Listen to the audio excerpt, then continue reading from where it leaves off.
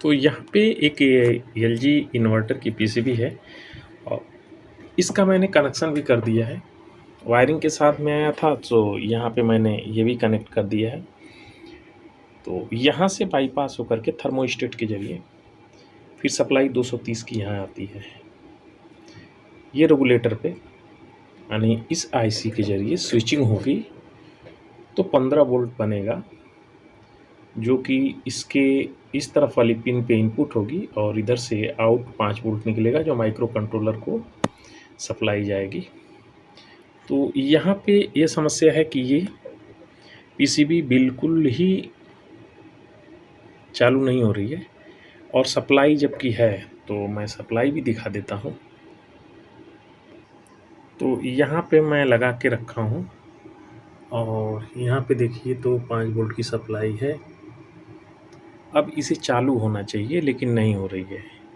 तो यहाँ पे कैपलर पे भी सप्लाई आप देखिए तो कैपलर की सप्लाई यहाँ पे 5 वोल्ट स्टेबल है। ये नहीं होना चाहिए क्योंकि जैसे ही ये लग जाएगा और 230 वोल्ट इसमें इनपुट हो जाएंगे तो ये सप्लाई यहाँ से यानी फ्रीक्वेंसी जो है इंटर होगी और इस तरफ वो हर्टेज बनेगी, तो ये चालू होना चाहिए। तो मैं आपको यहाँ का भी वोल्टेज दिखा देता हूँ। तो यहाँ पे मैंने ये कनेक्ट कर दिया है, यानी 1 और 2 की सप्लाई आप देखिए तो यहाँ पे हमें एसी में ही मिल रही है, जबकि ये नहीं होना चाहिए। यानी हमारा ये कैपलर जो है ओपन हो चुका है। तो ये कैपलर ओपन है, मैं दूसरा लगाता हूँ कैपलर, फिर यहाँ पे वोल्टेज कम हो जाना चाहिए 0.25 या 0.5 के करीब होना चाहिए और ये वोल्टेज 2.5 पे हो जाना चाहिए। क्यों? तो उसको भी आपको मैं बता देता हूँ कि क्या होना चाहिए।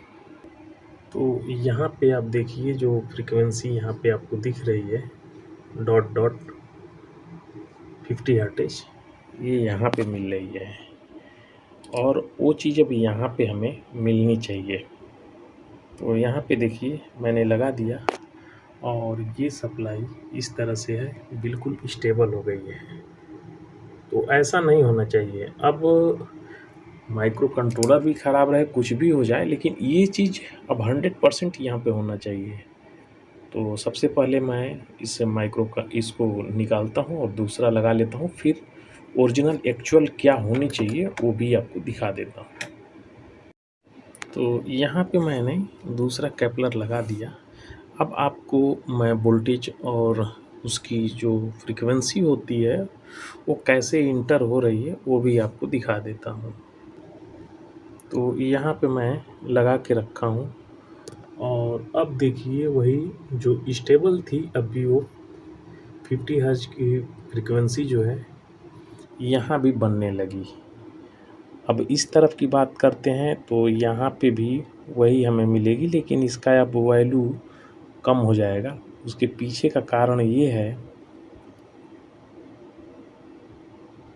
कि अब इसके अंदर जो ड्रॉपेज होगा करंट का, उसके वजह से अभी ऐसे हो गया। आप देख रहे हैं ये हिल रहा है, ये वाला है इसका। तो वोल्टेज भी देख रहे हैं, तो वोल्टेज इसका देख लेते हैं कि कितना भी है।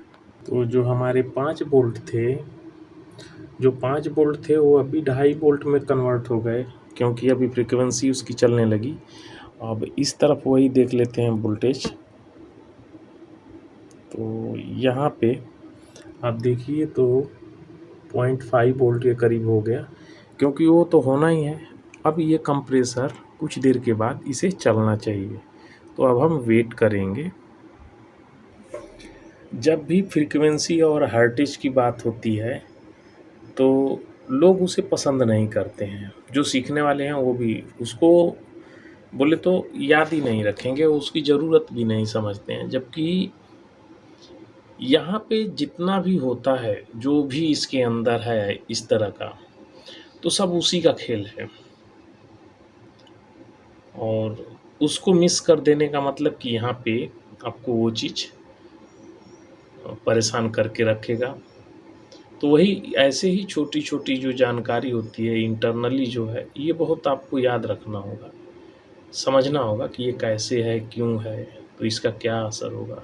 ये यहीं पे नहीं, हर एक पीसीबी में कहीं न कहीं, वॉशिंग मशीन में, यहाँ तक कि वॉशिंग मशीन, माइक्रोवेव, हर जगह पे इसका इस्तेमाल आप देखेंगे। तो ये किस लिए होता है? ये इसके लिए कि अगर जो मान लेते हैं कि आपका इनपुट जो है बराबर नहीं है, तो उसके हिसाब से कंप्रेसर ना चले या कोई और क्षति ना पहुँचे, उसके लिए ये सब सिस्टम बनाया रहता है। चलिए थोड़ा-सा वेट करेंगे। तो यहाँ पे आप देखिए कि ये कंप्रेसर चल गया है, ठीक है। तो यहाँ पे एक छोटा-सा स्पेयर की वजह से ये हुआ। तो चलिए नेक्स्ट वीडियो में फिर मिलते हैं।